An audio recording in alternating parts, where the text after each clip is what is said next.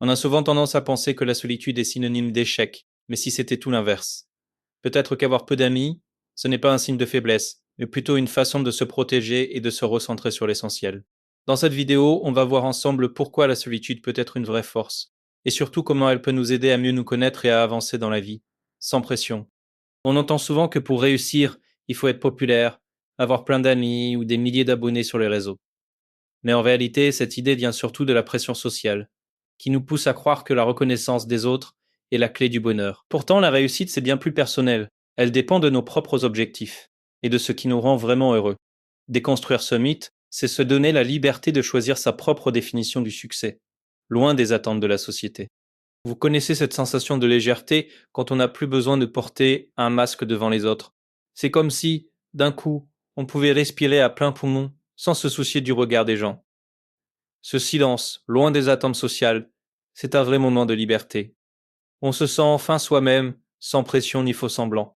Certaines personnes préfèrent avoir peu d'amis parce qu'elles ne supportent pas l'hypocrisie ou les faux semblants. Elles sont souvent très sensibles aux masques sociaux et repèrent vite quand quelqu'un n'est pas authentique. Du coup, elles évitent naturellement les relations superficielles et privilégient la sincérité. Pour elles, mieux vaut la qualité que la quantité quand il s'agit d'amitié. Vous avez déjà ressenti ce petit coup de mou après une discussion où tout le monde fait semblant? C'est ce qu'on appelle la fatigue du masque social, et elle touche surtout ceux qui aiment les échanges vrais. Le small talk ou les conversations de façade, ça peut vraiment pomper l'énergie. Mais attention, si ça vous épuise, c'est pas un défaut. C'est juste la preuve que vous valorisez l'authenticité. En fait, cette sensibilité est une vraie force au quotidien.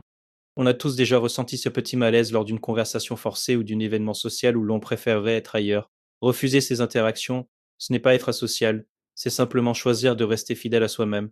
Prendre ses distances, c'est parfois la meilleure façon de préserver son énergie et son authenticité.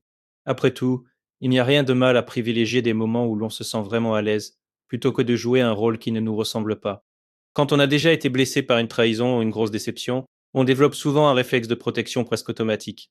On se méfie plus, on hésite à faire confiance, et parfois on préfère s'entourer de moins de monde pour éviter d'être à nouveau déçu. Petit à petit, notre cercle social se réduit sans qu'on s'en rende vraiment compte. C'est un mécanisme de défense naturel, mais il peut aussi nous priver de belles rencontres.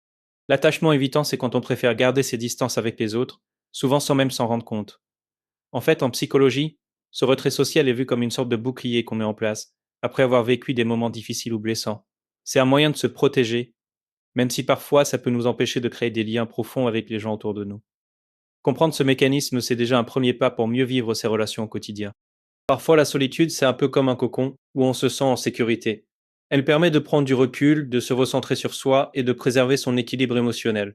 Dans cet espace, rien qu'à soi, on peut souffler, réfléchir et recharger ses batteries loin du tumulte extérieur.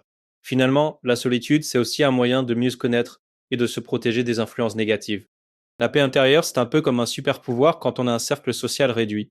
Plutôt que de courir après la popularité, il vaut mieux miser sur la tranquillité, qui apporte un vrai bien-être au quotidien. Se sentir bien avec soi-même, c'est finalement plus précieux que d'être entouré de dizaines de connaissances. Prendre soin de sa sérénité, c'est choisir ce qui compte vraiment pour soi. Parfois prendre un moment pour soi, loin du bruit des discussions sans fin. C'est comme offrir une pause à son esprit. Silence et la solitude ne sont pas des signes de faiblesse, mais plutôt des alliés pour garder une bonne hygiène mentale. En évitant les drames inutiles, on protège son énergie et on se recentre sur l'essentiel. Alors, n'hésitez pas à choisir le calme, même quelques minutes par jour, pour recharger vos batteries.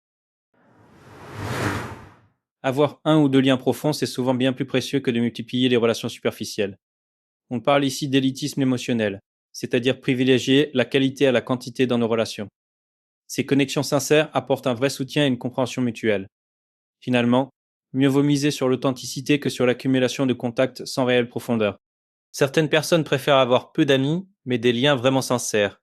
Ce qui compte pour elles, c'est la qualité des échanges et la profondeur des relations, pas le nombre de contacts. Elles recherchent une vraie connexion, où chacun se sent écouté et compris. Finalement, c'est cette authenticité qui rend leurs amitiés précieuses.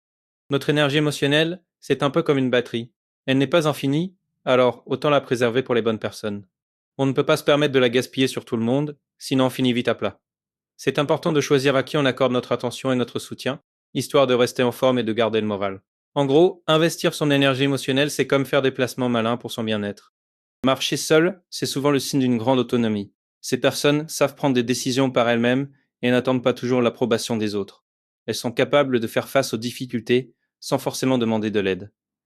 En bref, elles gèrent leurs propres crises avec assurance et débrouillardise. L'autosuffisance affective, c'est cette capacité à se sentir bien avec soi-même, sans attendre que les autres valident qui on est. Ça ne veut pas dire qu'on n'a pas besoin des autres, mais simplement qu'on ne base pas sa valeur sur leur regard. C'est une vraie marque de maturité émotionnelle, et ça permet d'être plus serein dans ses relations. En gros, on apprend à s'aimer soi-même avant de chercher l'approbation ailleurs. En fin de compte, choisir la solitude, c'est souvent chercher à être en accord avec soi-même. C'est une façon de se protéger, de trouver la paix intérieure et de donner plus de sens à ses relations et à ses activités. Cette démarche permet aussi de gagner en autonomie et de cultiver une vraie profondeur dans sa vie. Finalement, la solitude choisie n'est pas un isolement, mais un choix pour mieux se connaître et s'épanouir. Prenez un instant pour vous, fermez la porte derrière vous et prêtez attention à ce que vous ressentez. Parfois, ce simple geste apporte un vrai soulagement, comme si on se libérait d'un poids invisible.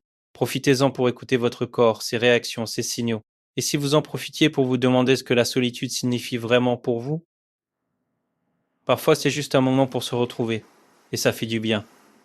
La solitude, c'est un peu comme un miroir, parfois choisi, parfois subi, ou même savouré comme un luxe. Chacun vit ce moment différemment, et il n'y a pas de bonne ou de mauvaise façon de le ressentir. Prendre le temps d'écouter son propre silence, c'est aussi apprendre à mieux se connaître. Alors, que représente la solitude pour vous? Un choix, une cicatrice ou un privilège?